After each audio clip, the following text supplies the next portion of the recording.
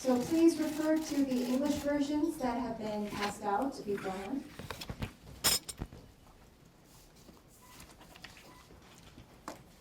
외신 기자 여러분 안녕하십니까? 조국혁신당 대표 조국입니다.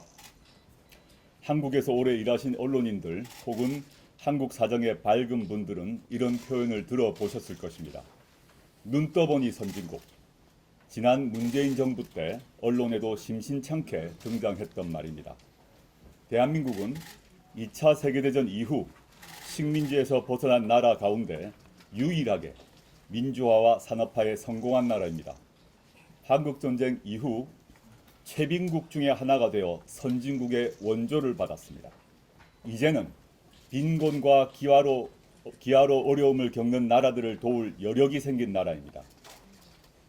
그런데 요새는 눈 떠보니 후진국이라고 합니다. 민주주의가 후퇴하고 있습니다. 스웨덴 민주주의 다양성 연구소에서 발행한 민주주의 리포트는 한국을 독재화가 진행되고 있는 나라라고 평가했습니다. 언론인들이 기소당하고 있습니다. 언론의 자유가 위축되고 있습니다. 대통령의 수석 비서관이 과거 군사 독재 시절 언론인을 테러한 사건을 언급하면서 언론과 국민을 겁박합니다. 경제는 활력을 잃고 뒷걸음치고 있습니다. 남북의 대화가 단절되고 평화가 위태로워졌습니다. 윤석열 정부가 들어선 뒤 2년도 지나지 않아 벌어진 일입니다. 대한민국을 사랑하는 제가 서울에서 일하는 외국 언론인들을 만나 우리나라 정치와 경제, 사회 문화에 대해 긍정적인 이야기만 나눌 수 있었다면 더 좋았을 것입니다. 오늘 주로 제가 드릴 말씀이 그렇지 않아 민망합니다. 하지만 꼭 필요한 이야기입니다. 약 2주 정도 뒤에 국회를 새로 구성하는 총선이 열립니다. 선거운동으로 한창 바쁜 시기에 제가 여러분을 만나러 온 이유는 두 가지입니다. 하나는 과거 여러분 나라의 선배 언론인들과 지식인들이 군사독재 정권 시절 한국 민주화를 앞당기는 데 큰 도움을 주셨습니다. 감사 인사를 드리고 싶었습니다. 또 하나는 이번 총선 결과에 따라 총선 이후 대한민국에서 펼쳐질 드라마틱한 변화에 대해 여러분들의 이해를 돕기 위해서입니다. 제게 주어진 시간이 많지 않기에 오늘은 두 번째 이야기에 집중하려고 합니다. 저는 지난 정부에서 문재인 대통령을 보좌했습니다. 청와대 민정수석과 법무부 장관으로 일했습니다. 하지만 당시에는 정치인이 될 것이란 생각은 하지 않았습니다. 저는 정치 신인입니다. 본격적으로 정치에 뛰어든 지 한 달 보름 정도 되었습니다. 정당을 만들고 총선에 도전하는 것도 처음입니다. 그런데도 저와 우리 당의 많은 국민들께서 지지와 성원을 보내주고 계십니다. 지역구 후보도 내지 않았습니다. 정당이 득표한 비율에 따라 배정받는 비례대표 후보들만 출마합니다. 그런데도 최근 여론조사에서 우리 당에 투표하겠다는 분들이 눈에 띄게 늘고 있습니다. 3년은 너무 길다. 윤석열 검찰 독재 정권 조기 종식이라는 우리 당이 내건 슬로건에 많은 유권자들이 공감하시기 때문입니다. 윤석열 정부가 우리 국민이 피와 땀으로 지켜온 민주공화국의 가치를 무너뜨리고 있기 때문입니다. 우리 국민들의 자부심, 자존심을 망가뜨리고 있기 때문입니다. 외신 기자 여러분, 검찰 독재 정권이란 말이 생소하실 것으로 봅니다. 1960년대 박정희, 그리고 1970년대 말 전두환, 노태우 등 몇몇 정치 군인들은 쿠데타로 집권해 정권을 잡았습니다. 군사 독재 정권이었습니다.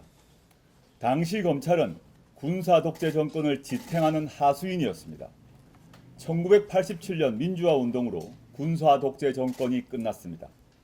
검찰은 민주화의 수혜를 가장 많이 받았습니다. 수사권과 기소권을 독점한 상태에서 영향력을 키워갔습니다. 수사 과정에서 얻은 정보를 이용해 정치인을 탄압하고 정치에 개입했습니다. 그러다 그들은 스스로 권력이 되기로 결심한 것 같습니다. 윤석열 대통령, 여당 대표인 한동훈 국민의힘 위원장 등은 과거 쿠데타를 모의하고 실행했던 정치 군인들과 다를 바 없습니다. 그래서 검찰 독재 정권이라고 부르는 것입니다. 현재 대한민국 권력기관 요소요소에는 정치검사 출신들이 포진하고 있습니다. 국정 대부분을 검찰이 장악하고 있습니다. 정치를, 국정 운영을 검찰 수사하듯 합니다. 정치에서 대화와 타협은 사라졌습니다. 윤석열 대통령은 의회 다수당이자 제1야당인 민주당 대표 이재명 의원을 집권 이후 한 번도 만나지 않았습니다. 이재명 대표는 수년째 수사를 받아왔고 선거운동으로 한창 바쁠 시기인 요즘도 일주일에 3차례 재판에 출석해야 합니다. 저 역시 2심 유죄 판결을 받고 대법원 판결을 앞두고 있습니다. 제 가족 모두 혹독한 시련의 세월을 견뎌야 했습니다. 물론 정치인도 잘못을 하면 재판을 받고 처벌을 받아야 합니다. 대한민국 헌법은 대부분의 민주국가가 그렇듯 특권층을 허용하지 않기 때문입니다.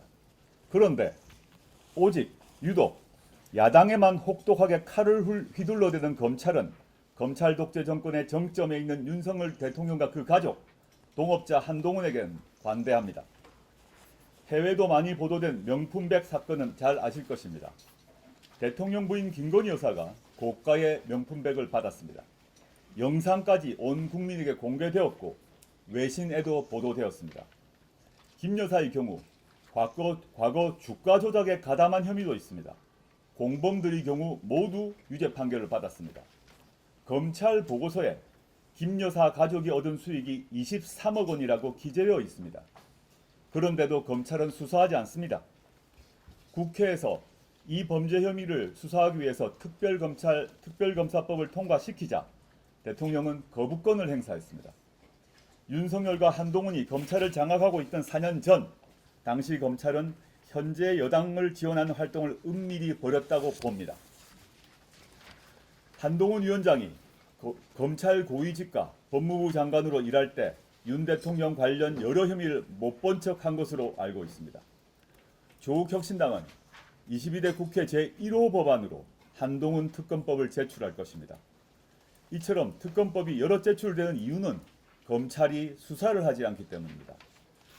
외신에도 많이 보도된 대한민국 국민으로 창피한 다른 사건도 말씀드리겠습니다. 지난해 대한민국 국민이 수해 복구 현장에서 사망했습니다. 당시 국방부 장관 이종섭은 사단장의 책임이 있는지 수사하겠다는 수사단의 서류에 서명을 했습니다. 그런데 돌연 태도를 바꿨습니다. 수사 대상을 현장 책임자로 축소하라고 지시하였습니다. 장관의 결정을 바꿀 수 있는 사람은 몇 되지 않습니다. 장관이 용산 대통령실과 통화한 기록도 공개되었습니다. 그는 군인 사망 사건 수사 외압 사건의 핵심 피의자입니다. 윤 대통령과의 연관 관계를 밝힐 핵심 증인입니다. 그런데 윤석열 대통령은 그를 호주 대사로 임명해 보내버렸습니다. 피의자를 도피시켜 수사를 방해한 것입니다. 159분이 숨진 12구 이태원 압사 사고 때도 14분이 돌아가신 오송 참사 때도 정부는 없었습니다. 국민의 안전과 생명을 지켜야 할 정부가 제대로 제 할 일을 했다면 평범한 일상을 살아가셨을 분들입니다. 그런데 정부 고위층 중에 책임지는 사람이 하나도 없었습니다. 아직도 국무총리는 한덕수이고 아직도 행정안전부 장관은 대통령의 친구 이상민입니다. 제가 대한민국의 부끄러운 현실을 여러분들께 말씀드리는 것은 대다수 한국 언론이 그들의 비리 의혹에 대해 눈을 감고 있기 때문입니다. 저는 이번 총선에서 과거 촛불혁명처럼 분노한 국민들이 압도적 승리를 거둘 것이라고 확신합니다. 촛불혁명 이후 미국의 매체 워싱턴 포스트는 Korea just taught the world how to do democracy 라고 보도했습니다. 미국의 어느 장관도 한국을 민주주의 모범 국가라고 추켜 세운 적이 있습니다. 그런데 대한민국이 어쩌다 이렇게 되었습니까? 눈 떠보니 후진국이 되었습니다. 이번 총선에서 윤석열 정부를 심판해야 한다는 여론이 높습니다. 총선 이후 윤 대통령은 국정 기조를 바꾸지 않을 수 없을 것입니다. 견고해 보이는 검찰 독재 정권의 성벽에 균열이 생길 것입니다. 저희가 균열을 낼 것입니다. 진보와 보수를 떠나 대다수의 국민들이 무너지고 있는 나라를 걱정합니다. 여기 계신 분도 걱정하는 대한민국의 퇴행을 저희 당이 멈출 것입니다.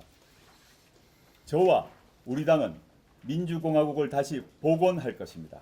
국민이라면 누구나 인간다운 삶을 보장받아야 합니다.